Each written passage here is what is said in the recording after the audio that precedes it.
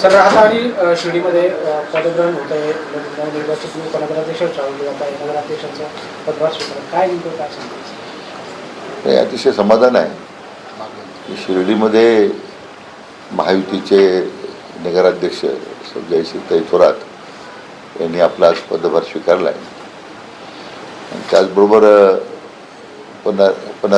उपनगराध्यक्षपदी सीताबाई शेळके यांची आता महायुतीच्या वतीने निवड करण्यात आली आहे. त्यांनी आज आपलं पदग्रहण त्या ठिकाणी केलं आहे.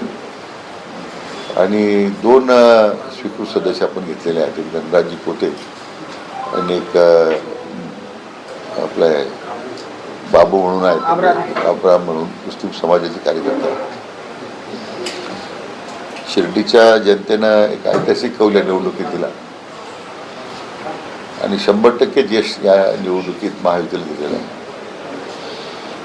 राहत्याच्या नगराध्यक्षपदी डॉक्टर स्वाधीन गाडेकर हे आपल्या भारतीय जनता पक्षाचे उमेदवार होते. त्यांनी आज पदग्रहण स्वीकारलं. उपाध्यक्षपदी डॉक्टर विजय सदाफळ त्यांची आता ते भारतीय जनता पक्षाचे आहेत, त्यांना निवड करण्यात आली. स्वीकृत सदस्य म्हणून त्या ठिकाणी प्रवीण गुणवाल आणि सुनील बोठे हे 2 सदस्यांची निवड करण्यात आली आहे. सुदैवानं भारतीय जनता पक्ष आणि इतर मित्र पक्षांच्या सरकारने हे मोठं यश या निवडणुकीत मिळालं. आज या यशामध्ये दोन्ही गावचे मतदार जे आहेत, ग्रामस्थ आहेत, त्यांचा मोठा सहभाग राहिला.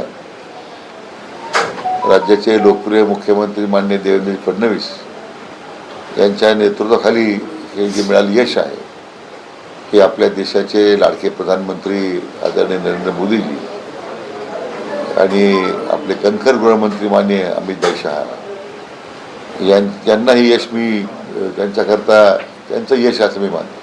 सिस्पे घोटाळा आपण उल्लेख केला आणि बाकीचे जे लोक आहेत ते आपणहून स्वतःहून पुढे येऊन सांगायला लागले की आम्ही त्यात नाही आहे किंवा आणखी त्यावर वक्तव्य व्हायला लागले. सिस्पी घोटाळा फार मोठा आहे, 2-2.5 हजार कोटीचा आहे. त्यामध्ये सामान्य नागरिकांचे पैसे अडकलेले आहेत.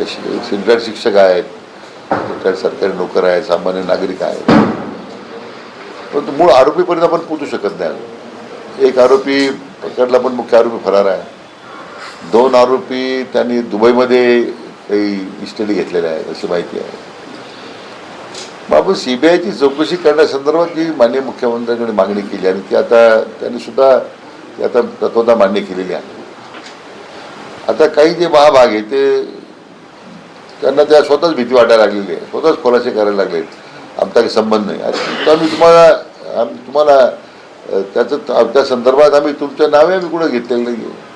त्याला काय भीती वाटते मला कळत नाही. शेवटी चोराच्या मनात चालणं असतं, त्यामुळे त्यांना स्वतः मन खाते आता या CBI चौकशीमध्ये आपलं तर पितर उघडं पडणार आहे.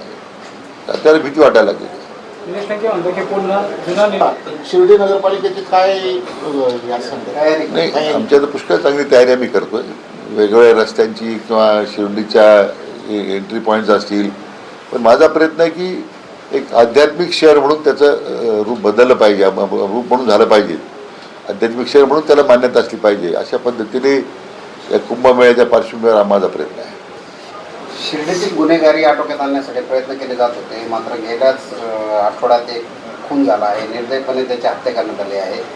हा राजकीय कुठं संदर्भ जोडण्याचा प्रयत्न केला, विखे परिवाराशी संदर्भ जोडण्याचा प्रयत्न केला गेला. काय गुन्हेगारीबाबत सांगत नाही, शिर्डी तर गुन्हेगारी मुक्त झालीच पाहिजे, सगळ्यांची मागणी होती. यंदा आपण जर पाहिलं 31 डिसेंबरला आपण नो ट्रॅफिक झोन केल्यामुळे आज पिक पॉकेटिंग असेल, चेन स्नॅचिंग असेल, असे कुठलेही आज गुन्हे आपल्या आज समोर आले नाहीत.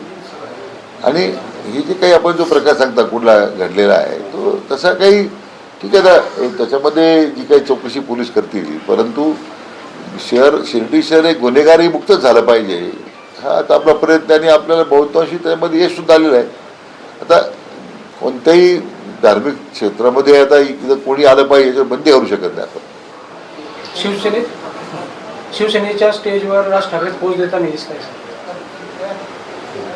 आता माहित नाही त्यांचं काय, मला कधी कल्पना नाही.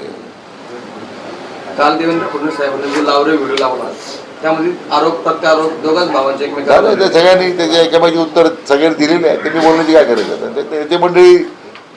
नेते मंडळ होणारे आरोप हे निश्चितच देवेंद्रजी फडणवीस साहेबांच्या आमच्या पक्षावर आरोप हे कोणी सहन करणार नाही. पण माननीय मुख्यमंत्री महोदयांनी अतिशय व्यवस्थितपणे त्यांचं जे समोरच्या लोकांचं जे खरं रूप जे आहे ते जनतेसमोर मांडलेलं आहे. ते किती ढोंगी लोक आहेत इतकं स्पष्टपणे या व्हिडिओमध्ये आज लोकांनी पाहिलेलं आहे.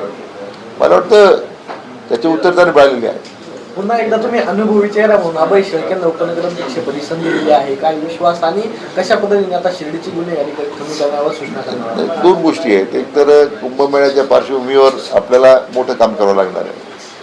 शिर्डीचा कायकल्प होईल. दुसरं आपण जे म्हणता गुन्हेगारी मुक्त करण्यासंदर्भात निश्चितच त्यांचा अनुभव उपयोगात येईल आणि प्रशासनसुद्धा अति सतर्क झालेलं आहे. मला वाटतं काही महिन्यांमध्ये आपल्या लक्षात आलं असेल की बहुतांशी गुन्हेगारी जवळजवळ शिर्डीची कमी झालेली आहे. आपल्या कार्यकाळात अनेक